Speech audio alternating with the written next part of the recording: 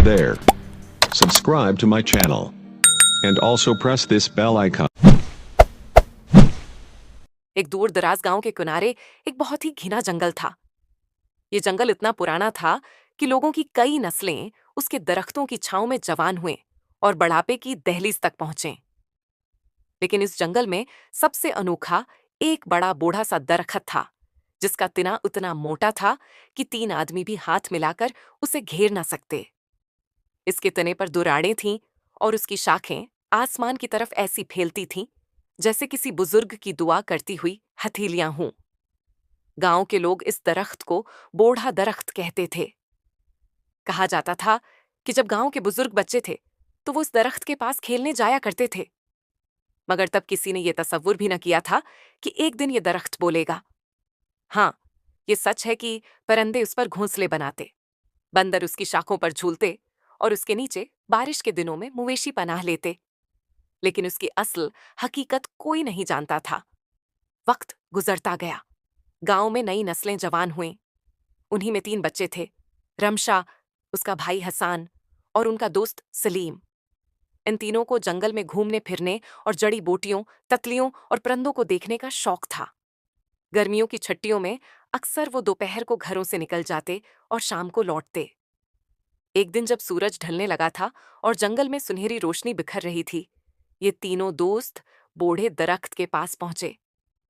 रमशा ने अपनी छोटी सी पानी की बोतल निकाली और उसके तुने के पास रख दी। हसान और सलीम हंसी मजाक में उस पर चढ़ने की कोशिश करने लगे। अचानक रमशा ने महसूस किया कि दरख्त की जड़ों से कुछ सरसराहट की आवाज आ रही है। तुम लोगों ने कुछ सुना? रमशा ने आहिस्ता कहा। हसान ने अपनी हंसी रोकी और नीचे उतर आया। क्या हुआ? किसी की आवाज आई थी जैसे कोई कह रहा हो, मत चढ़ो। सलीम ने गर्दन मोड़ी और दरख्त के तने को गौर से देखा। मत चढ़ो, क्या दरख्त बोल रहा था? ये सुनकर तीनों के बदन में झरझरी दौड़ गई। वो पीछे हटे और खामोशी से तने को देखने लगे। फिर अचानक किसी बूढ़े की थकी हुई मगर गूंजती हुई आवाज आई। डरो नहीं, मैं तुम्हें नुकसान नहीं पहुंचाऊंगा। तीनों के कदम जमीन में जम गए। रमशा ने कांपती हुई आवाज में पूछा, आप कौन हैं? दरख्त की शाखें हलें और कुछ खश्क पत्ते नीचे गिरे। फिर आवाज आई, मैं इस जंगल का सबसे पुराना दरख्त हूं। सदियां गुजर गईं, मैंने बहुत कुछ देखा। तुम लोग अच्छे बच्चे हो, मैं तुमसे बात करना चाहता हूं। हसान ने दबी हुई हैरत से कहा। दरख्त बोल भी सकते हैं? हर दरख्त बोलता है, हर पौधा, हर फूल, अगर तुम दिल से सुनो। मैं बहुत दिनों से चाहता था कि किसी को जंगल के राज बताऊं। तीनों बच्चे कुछ देर तक खामोश खड़े रहे। फिर रमशा ने हिम्मत की ओर आगे बढ़कर कहा, हम सुन रहे हैं, हमें जंगल के बारे में बताइए। बूढ़े दरख्त की शाखें हुआ में थोड़ी सी और बुलंद हो गईं। बहुत उरसा पहले उस जंगल में दरख्तों की बहुत बड़ी सल्तनत थी। हर दरख्त को अपना राजा माना जाता था। मेरा प्रखा उस सल्तनत का पहला नगहबान था। मैं उसकी औलाद हूं। इस जंगल में ऐसी हैं जड़ी बूटियां हैं जिनसे बीमारियां दूर होती हैं। ऐसे फल हैं जो इंसान को तंदुरुस्त रखते हैं। लेकिन वक्त गुजरने के साथ इंसान उन राजों को भूल गया। वो लालच में आकर जंगल को काटने लगे। सलीम ने हैरत से पूछा, तो आप हमें ये राज क्यों बता रहे हैं? बूढ़े दरख्त की गूंजदार आवाज आहिस्ता हुई। क्योंकि मुझे लगता है तुम इन राजों की हिफाजत करोगे, जंगल को बचाने वाले बनोगे। हसान ने कहा, क्या हम सीख सकते हैं? हाँ, मगर शर्त यह है कि तुम जंगल का एहतराम करोगे, पौधों को नुकसान नहीं पहुंचाओगे और यहां आने वाले दूसरे बच्चों को भी यही सिखाओगे। रमशा ने अज़्म से कहा। हम वादा करते हैं। बूढ़े दरख्त ने गहरी सांस की आवाज निकाली। उसकी शाखें, हलें और एक छोटा सा हरा सा दाना जमीन पर गिरा। ये जंगल का पहला राज है। इस दाने को जमीन में दबाओ, कुछ दिन में उससे पौधा निकलेगा जो ऐसी खुशबू बुखेरेगा कि बीमार इंसान तंदुरुस्त हो जाएगा। सलीम ने वो दाना उठाया और एहतियात से अपनी जेब में रख लिया। वो शाम इन तीनों के लिए जिंदगी की सबसे अजीब शाम बन गई। वापस गांव आते हुए उनके कदम हिलके हो चुके थे। उन्हें लगता था जैसे किसी बहुत बड़े राज के अमीन हो गए हों। घर पहुंचकर सबने अपनी मां को कुछ न बताया। अगले दिन वो फिर जंगल पहुंचे। इस बार उनके साथ एक छोटा सा गड्ढा खोदने का सामान भी था। उन्होंने दरख्त के पास वो दाना जमीन में दबाया और पानी डाला। कई दिन वो रोज शाम को वहां आते।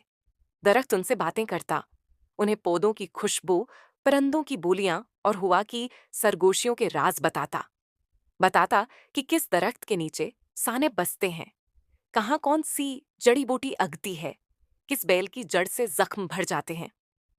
कभी कभी दरख्त उनसे सवाल पूछता। क्या इंसान जंगल को बचा सकते हैं? हसान कहता। अगर सब लोग चाहें तो हाँ। दरख्त कहता। बस यही बात इंसान भूल जाते हैं। फिर एक दिन गांव में एक वबा फैल गई। बच्चे बड़े सब बीमार होने लगे। गांव के लोग बहुत घबरा गए। कोई दवा असर न करती थी। रमशा ने दरख्त से पूछा। क्या इस बीमारी का इलाज भी आप जानते हैं? बूढ़े दरख्त ने आहिस्ता कहा। उस पौधे को देखो जो तुमने अगाया था। उसकी पत्तियां पैस कर पानी में डाल दो और बीमार को पिलाओ। रमशा और सलीम ने वो पौधे की नरम पत्तियां तोड़े। मां की मदद से उन्हें पैसा और पानी में घोल दिया। सबसे पहले हसान के छोटे भाई को वो पानी पिलाया गया। एक दिन में उसकी हालत बेहतर होने लगी। फिर वो पानी पूरे गांव में बांटा गया। कुछ दिन बाद गांव से बीमारी खत्म हो गई। लोग हैरान थे कि ये किस जादू से सब तंदुरुस्त हुए। रमशा, सलीम और हसान सबको बताना चाहते थे कि ये सब बूढ़े दरख्त की वजह से हुआ, लेकिन दरख्त ने मना किया था। सच्चा इल्म शोर नहीं करता, खामोशी से खैर बांटता है। तीनों ने चुपचाप ये राज दिल में रखा। वक्त गुजरता गया। अब वो रोज स्कूल के बाद दरख्त के पास आते। उसके साए में बैठकर कभी किताब पढ़ते, कभी उसकी बातें सुनते। दरख्त ने बताया कि जब भी इंसान फितरत से मोहब्बत करता है, जंगल भी मोहब्बत वापस लौटाता है। लेकिन अगर इंसान सिर्फ काटने और लौटने आता है, तो जंगल अपना मुन्ना बंद कर लेता है। एक दिन दरख्त ने आहिस्ता आहिस्ता कहना शुरू किया। वक्त आ गया है कि तुम्हें आखिरी राज बताऊं। सलीम ने हैरत से कहा। आखिरी राज? दरख्त बोला। जब मैं बूढ़ा हो जाऊंगा और मेरा वक्त करीब आएगा, मेरी लकड़ी को काटने न देना। मेरा ये तुना अगर सलामत रहेगा तो इसमें छुपी जड़ी बूटियां और बेज तुम्हारे बच्चों और उनके बच्चों तक जाते रहेंगे। अगर मुझे काट दिया गया तो इल्म का ये सिलसिला खत्म हो जाएगा। रमशा की आंखों में आंसू आ गए। हम वादा करते हैं आपको कभी नुकसान न होने देंगे। दरख्त की शाखें आहिस्ता आहिस्ता हिले, जैसे उसने मुस्कुराकर दुआ दी हो। उस शाम सूरज का डूबना बहुत प्रसकून लग रहा था। कई साल गुजर गए। गांव में तरक्की आई, नई पक्की सड़कें बने, लेकिन वो दरख्त वहीं रहा। रमशा, हसान और सलीम बड़े हो गए। उन्होंने गांव के बच्चों को वही सबक सिखाया जो दरख्त ने उन्हें सिखाए थे। जंगल की इज्जत, दरख्तों की खिदमत, जमीन से मोहब्बत। जब भी गांव में कोई बीमार होता, सब उसी दरख्त के साए में बने पौधे से दवा लेते। गांव वाले कहते, इस दरख्त में कोई राज है, यही हमें बचाता है। मगर सिर्फ 3 लोग जानते थे कि वो राज क्या था, और उन्होंने अपनी औलाद से कहा, उस राज को कभी खत्म ना होने देना। यूं इस बूढ़े दरख्त की कहानी नस्ल दर नस्ल चलती रही। जंगल ने इन बच्चों को इंसानियत का सबक सिखाया, और आज भी शाम के वक्त जब हुआ में हल्की सरसराहट सुनाई देती है, गांव के बच्चे कहते हैं, देखो, बूढ़ा दरख्त फिर कुछ कह रहा है।